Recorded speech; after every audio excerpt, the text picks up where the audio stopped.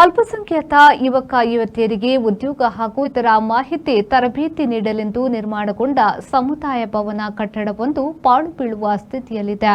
ಒಳ್ಳೆಯ ಉದ್ದೇಶದಿಂದ ನಿರ್ಮಾಣಗೊಂಡಿರುವ ಈ ಕಟ್ಟಡದ ಕಾಮಗಾರಿ ಮುಗಿದು 3 ವರ್ಷ ಕಳೆದರೂ ಇದು ಉದ್ಘಾಟನೆಗೊಂಡಿಲ್ಲ.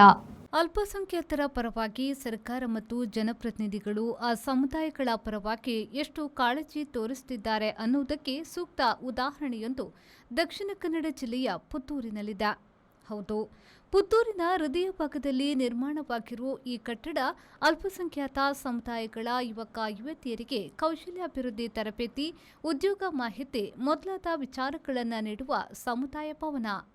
2022-23 ಸಾಲಿನಲ್ಲಿ ಅಲ್ಪಸಂಖ್ಯಾತ ಕಲ್ಯಾಣ ನಿಗಮದ ವತಿಯಿಂದ ಸುಮಾರು 1.40 ಕೋಟಿ ರೂಪಾಯಿಗಳಲ್ಲಿ ಈ ಕಟ್ಟಡವನ್ನು ನಿರ್ಮಿಸಲಾಗಿದ್ದು, ಕಾಮಗಾರಿ ಮುಗಿದು 3.5 ವರ್ಷಗಳು ಕಳೆದರೂ ಈ ಕಟ್ಟಡಕ್ಕೆ ಉದ್ಘಾಟನೆಯ ಭಾಗ್ಯ ಸಿಕ್ಕಿಲ್ಲ. ಕೇಂದ್ರ ಸರ್ಕಾರದ 75% ಮತ್ತು ರಾಜ್ಯ ಸರ್ಕಾರದ 25% ಅನುದಾನದಲ್ಲಿ ಈ ಕಟ್ಟಡ ನಿರ್ಮಾಣವಾಗಿದ್ದು, ಉಪಯೋಗವಿಲ್ಲದೆ ಪಾಳು ಬೀಳುವ ಸ್ಥಿತಿಗೆ ತಲುಪಿದೆ. ಜನಪ್ರತಿನಿಧಿಗಳ ನಿರಾಸಕ್ತಿ ಈ ಕಟ್ಟಡ ಇಂದಿಗೂ ಅಲ್ಪಸಂಖ್ಯಾತ ಸಮುದಾಯದ ಅಗತ್ಯವಿದ್ದವರಿಗೆ ಸಿಗದಂತಾಗಿದೆ. ಪುತ್ತೂರು ವಿಧಾನಸಭಾ ಕ್ಷೇತ್ರದ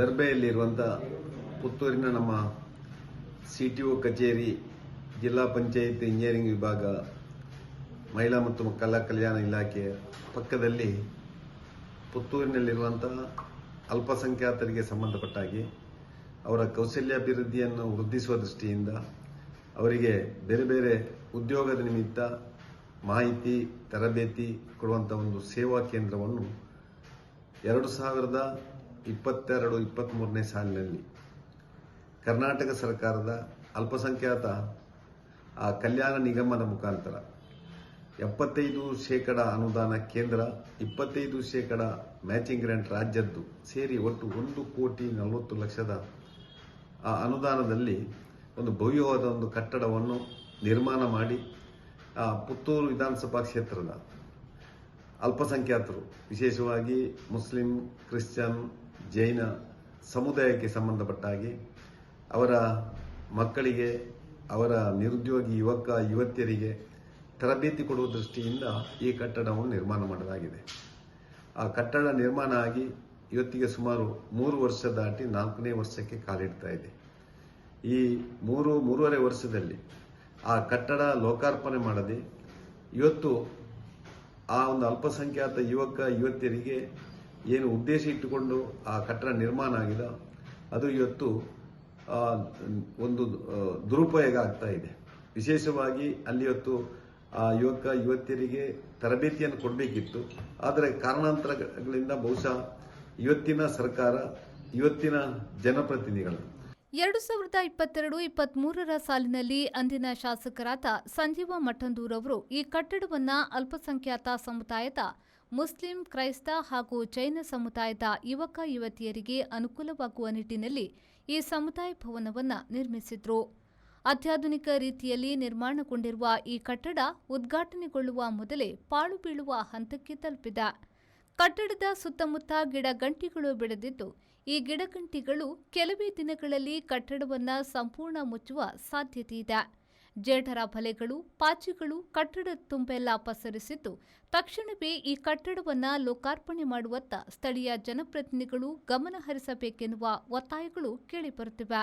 ಪುತ್ತೂರಿನ ಇತಿಹಾಸದಲ್ಲಿ ಇಲ್ಲಿವರೆಗೆ 4 ವರ್ಷದಿಂದ ಒಂದು ನೆನೆಗುದ್ದಿಗೆ ಬೀಳುವಂಥ ಒಂದು ಕಟ್ಟಡ ಇದೆ ಅಂತ ಹೇಳ್ತಾನೆ. ಯಾಕಂತ ಹೇಳಿದರೆ, ಕಳೆದ ಸಾಲಿನ ಕರ್ನಾಟಕದಲ್ಲಿ ಬಿಜೆಪಿ ಸರ್ಕಾರ ಇತ್ತು. ಆ ಸರ್ಕಾರ ಇದ್ದಾಗ ಪುತ್ತೂರಿನಲ್ಲಿ ಬಿಜೆಪಿಯ ಶಾಸಕರಾದ ಸಂಜೀವ ಮಠಂದೂರ್ ಅವರು ಇಲ್ಲಿ ಶಾಸಕರಾಗಿದ್ದರು. ಆ ಸಂದರ್ಭದಲ್ಲಿ ಅಲ್ಪಸಂಖ್ಯಾತ ಅಭಿವೃದ್ಧಿಗೆ ಅಂತೇಳಿ ಇಲ್ಲಿ ಸೇವಾ ಕೇಂದ್ರ ಮತ್ತು ಇನ್ನಿತರ ಯಾವುದಾದ್ರೂ ಚಟುವಟಿಕೆಗಳಿಗೆ ಬೇಕಾಗಿ ಇಲ್ಲಿ ಪುತ್ತೂರಿನ ಈ ದರ್ಬೆ ಪರಿಸರದಲ್ಲಿ ಸುಮಾರು 1,40,00,000 ರೂಪಾಯಿ ವೆಚ್ಚದಲ್ಲಿ ಈ ಒಂದು ಸೇವಾ ಕೇಂದ್ರವನ್ನು ನಿರ್ಮಿಸಿದರು.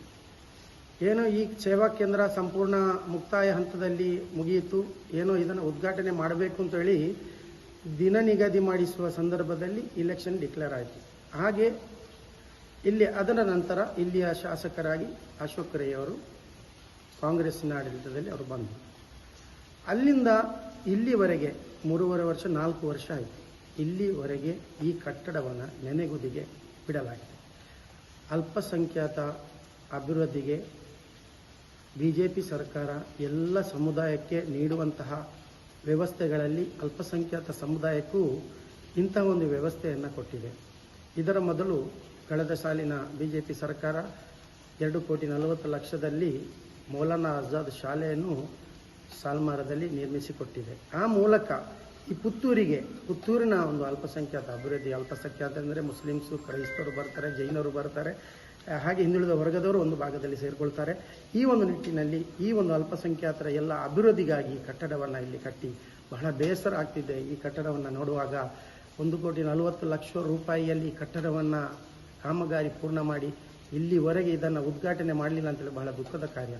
ಕೋಟ್ಯಾಂತರ ರೂಪಾಯಿ ಖರ್ಚು ಮಾಡಿ ಜನರ ಅನುಕೂಲಕ್ಕಾಗಿ ನಿರ್ಮಾಣಗೊಂಡಿರುವ ಕಟ್ಟಡವನ್ನು ಪಾಳು ಬೀಳುವ ಸ್ಥಿತಿಗೆ ಕೊಂಡೊಯ್ಯುತ್ತಿರುವುದು ನಿಜಕ್ಕೂ ವಿಪರ್ಯಾಸವಾಗಿದೆ.